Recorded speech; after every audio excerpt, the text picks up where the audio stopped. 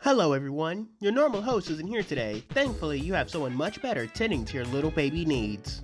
Call me Kuuri, and I'm filling in for your usual host who has been locked in a containment cell by an escapee who certainly wasn't me. If no one has any questions that they shouldn't be asking, let me introduce you to a little known company called Capcom. They've had skin in the game since the 90s, but just like their games, they're sorta niche. You may not have heard of their new game despite it coming out last week. Its name is Resident Evil 8 Village. And you've heard of it? It's one of the year's biggest releases, and it's been trending non-stop on Twitter.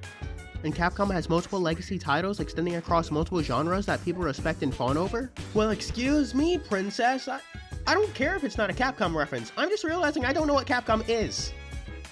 Regardless, we aren't here to talk about my lack of Capcom knowledge, for you see, the goal of today's transmission is to answer a single question. Can an alien beat Resident Evil 8? Come listen to Kuuri's transmission as we answer that single question.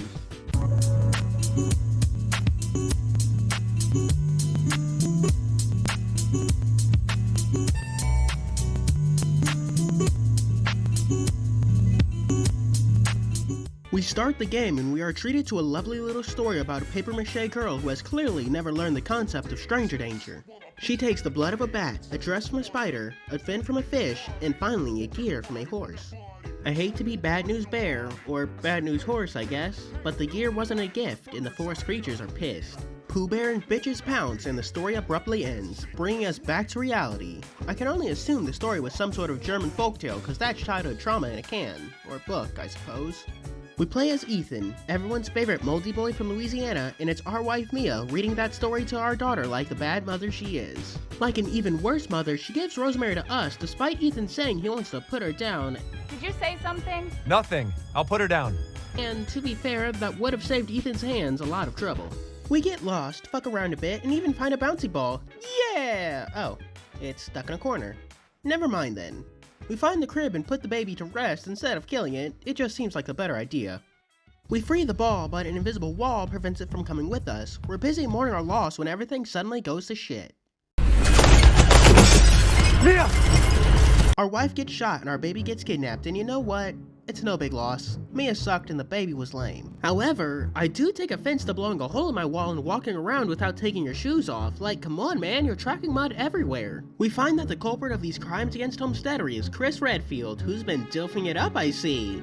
Considering we recently became a widower, we decide to get in the back of Chris's van, which probably wasn't the best idea, cause that crashes. We yell at the phone like a Karen and go down a path in the woods because Ethan has no survival instincts. At the end of the path, we finally find it. A village. I was beginning to think this wasn't Resident Evil Village, but Resident Evil Hate Your Wife.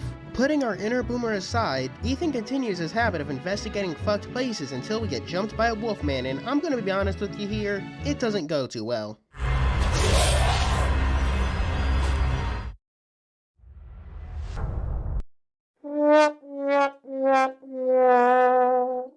But the tip prompts finally start working and I remember we can block. Once we stop acting like a fighters player, Beast Boy goes down pretty easily. So easily that I try to turn up the difficulty, but there isn't an option in the menus. Suit yourself, Resident Evil. You may have stopped me from fucking myself over this time, but I swear, my stupidity will prevail. We explore and kill a bit more until we get jumped by wolves, saved by the bell, and harassed by an old lady. Things look up when we reach Elena and her obviously dying father. We help them reach Louisa's safe house and get a gun pulled on us. A drunk man bullies everyone and we decide to pray to Mother Miranda for help. And she...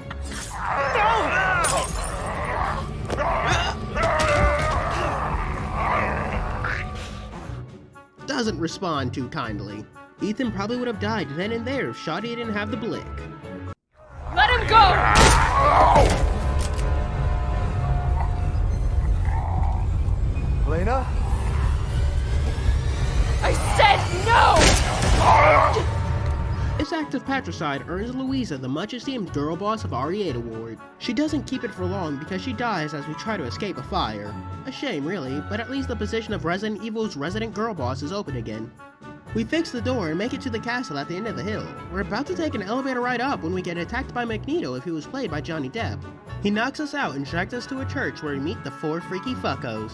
There's the Hunchback of Notre Dame, a Tim Burton character, Magneto as mentioned before, and someone so perfect I'm going to go ahead and name them Girl Boss. Unfortunately, Miss Girl Boss doesn't get the murder rights and we get stuck with Johnny Magneto, who sucks at his job because we survive every attempt he makes. Like, come on, even Lucas Baker could make a perfect trap and he was a fucking idiot. Regardless, we escape the trap and begin to explore the castle, for like 10 minutes until we're caught by a bunch of Girl Scouts and their meat hooks who drag us to the back room where we get some one-on-one time with Miss Girl Boss. Her name is Lady Dashhound, and she gives our fingers the good suck before she and our daughters run off. We pull ourselves down and wash our hands because cleanliness is healthiness. And we steal her cup for reasons that totally don't involve anything creepy like licking the place the Girl Boss's lips have been. Would suggest something so silly. Back to topic, we learn we need 4 masks to escape the castle, so we start exploring. In the kitchen, we run into one of Lady Dipstick's daughters, and we may have given her a slight case of the death using our handy dandy knife that doesn't break after one use, Leon and Claire. We finally find a room bad guys won't go into for some fucking reason, and a certain fat bastard who goes by the name of the Duke, and he's our one-stop shop for all our murdering needs. We're finally able to unlock the path into the courtyard and break into Lady Disco Ball's second house. We skulk about, breaking a few pots, bathing in a pool of blood for shits and giggles, getting a bit confused on a statue puzzle which finally drains the pool, leading to a basement flooded with blood. We take an elevator up to the outside of the house, and we eventually come across Lady Dimmadome. Jimmy Turner, my name is Dust Dimmadale, Dimmadale. In her room having an angry phone call with her mommy. She throws a dresser, breaking the mirror and giving herself 7 years of bad luck and us the opportunity to sneak in and take her key until she walks right back in. All this for a child. She promptly strangles us, nice, and pins Ethan to the floor, but before she can give Ethan what he deserves, the floor breaks. We end up in what I can only assume is another basement because this one's not filled with blood like the last one. We try to make our escape only for Lady Dinkelberg to give us a reverse handy. It's no big deal, we simply run away, wash away the blood, and stick our hand back on good as new. We return to the house we just left, collect the ball, shoot some boys, and oh my god, is that a fucking piano? We play the piano and get a key, and I honestly have no idea why a key was hiding inside a piano. We use the key to reach the attic where we fight the second Girl Scout. This time I bomb a hole in the wall and show her how nice my shiv looks in her chest cavity. We return to the side house where we fight the final daughter. She seems amazed we're trying to kill her like we hadn't just made her an only child. You'll kill me! What are you doing? Regardless, she dies too and Lady 101 Dalmatians turns into Lady 98 Dalmatians, if I did my math correctly. We sneak back to the rooftops and shoot the fuck out of some very ugly birds to collect the final mask. Oh shit, right, I completely forgot to put the mask in the script. Back on topic and back at the castle, with all 4 masks in place and the door open, we find a note about an immortal killing knife which is conveniently 1 room away. Lady Deoxyribonucleic acid finally finds us and gets ready to turn us to ribbons with her knife hand. Unfortunately, my name is not Yoshikage Kira and I'm not into that, so we stab her.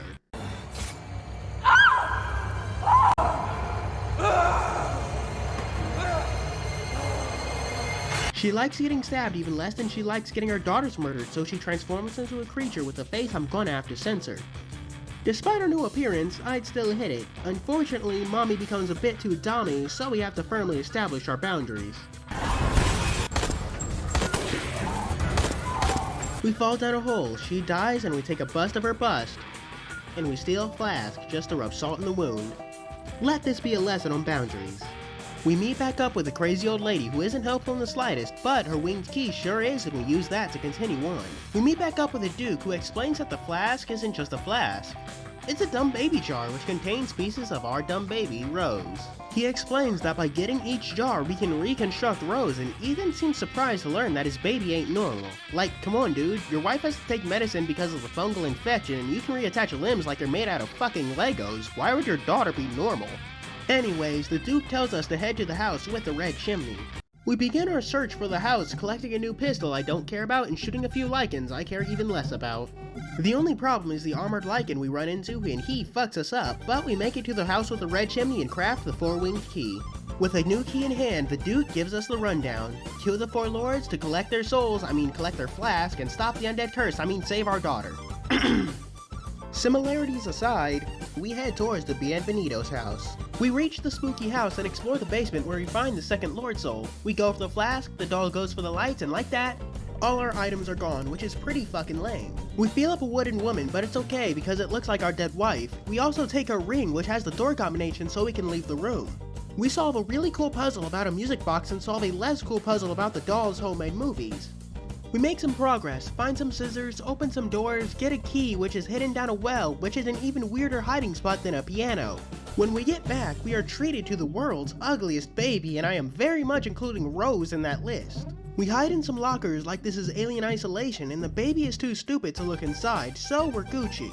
That is until the final encounter where the baby finally turns Ethan into a giant pacifier.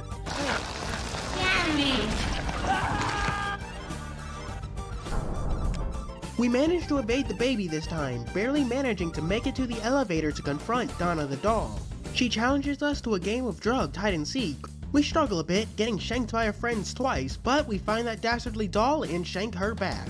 The hallucinations end and we claim the second dumb baby jar. We even get to modify our 4-winged key into a 4-winged unborn key as we head back to the altar. Hey, Future Kuuri here. This is the part where I ran out of space and instead of telling me anything, the device just stopped recording, so in terms of footage, we have no footage.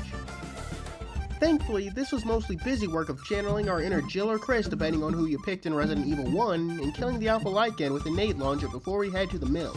With the explanation out of the way, back to the pre-recorded past.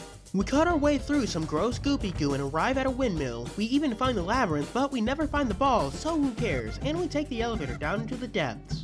We find Moreau, and better yet, the guy must have been drinking his stupid idiot juice cause he leaves the flask right out in the open, another dumb baby jar to add to our collection. The escape isn't as easy as the entrance when Sir Buckley notices us and starts blocking our path with some more gross goopy goo.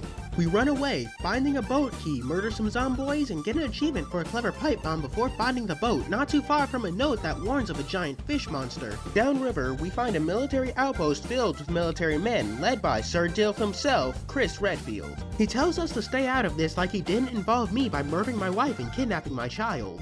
Fishfucker takes umbrage to this and attacks, while we escape to some stable ground.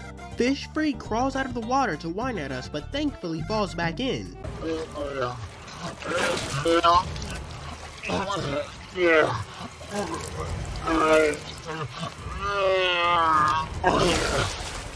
I know it might be hypocritical of me to say this, but that guy has some serious mommy issues.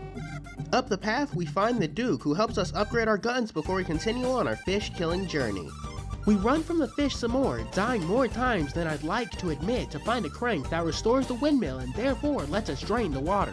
Despite being a literal fish on land, Moreau moves quite well. Thankfully, we put a stop to that. Oh, damn you!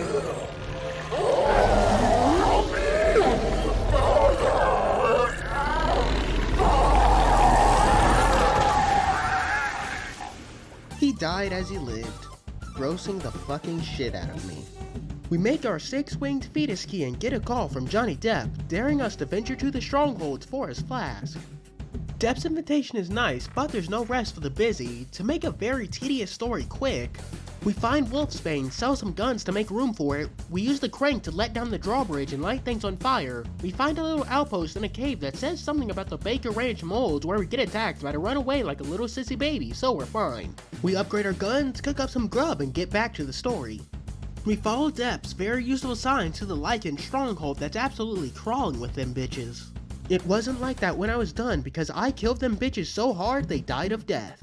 We meet MC Hammer, we kill MC Hammer and collect the 4th Lord Soul. Depp tells us to head to the altar, but he's a punk ass bitch, so instead we head towards the cannibal's house. We turn our home invasion into a murder, although not without a bit of difficulty.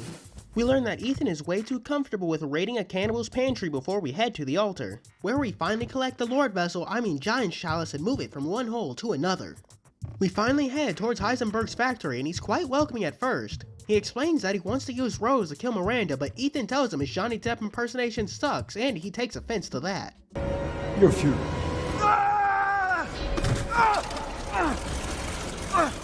He sends a zomboid with a turbine for a face after us, but we escape to the depths of the factory and begin our long and tedious journey back up. Tedious is the right word to describe this section of the game. The only notable things that happens are that we kill some cybernetic zombies and murder Turbine Face. The level design for this area is cool, but it's just so large and the enemies are so annoying. At the end of it all, Ethan confronts Heisenberg like an idiot because the guy is still Magneto and he just throws Ethan back down into the trash. Before we can even really resume our journey, we meet Chris. Oh yay ensues, and Chris explains that Mio is actually Miranda and she intends to use Rose's power for something. He even gives us a tank that Heisenberg shouldn't be able to control, which should help us firmly establish our boundaries. Maybe it's the tank, but Heisenberg is the easiest boss in the game. He goes down without much effort and things look Gucci until we run into Mia. Ethan must have forgotten about Miranda because he runs right up to her only to get fucked up. Shot through the heart! Don't worry. Your death will come quick. You will join the Megamycetes records. With Ethan's death, we switch over to Chris, who is leading his team of commandos into the village. He proves that Ethan really was a bitch by killing hundreds and hundreds of Lycans with his guns and literally calling airstrikes like it's nobody's business and even planting a bomb in the fungal core. God damn, Chris is cool. He finds Miranda's laboratory and we learn that the mold here was the basis of the one used at the Baker Ranch and that she worked with some Oswald guy who I'm supposed to know. It's not like he's from the mediocre duology that not many people played. We find a not dead Mia who thinks Ethan's death is kinda sus. Cutting back to what I can only assume is the bottom layer of hell, we see Evelyn, who snatches Rosemary's place as a second worst baby. She explains that Jack murdered Ethan way back in the Baker Ranch and his entire body is an immortal mold creation. Somehow, this helps Ethan find the resolve to come back to life in the back of the Duke's carriage. Like the best boy he is, the Duke has taken us to Miranda and he wishes us well as we put a stop to Miranda's scheme. We arrive just in time to see Miranda fuck up her own ritual and resurrect Rose. What?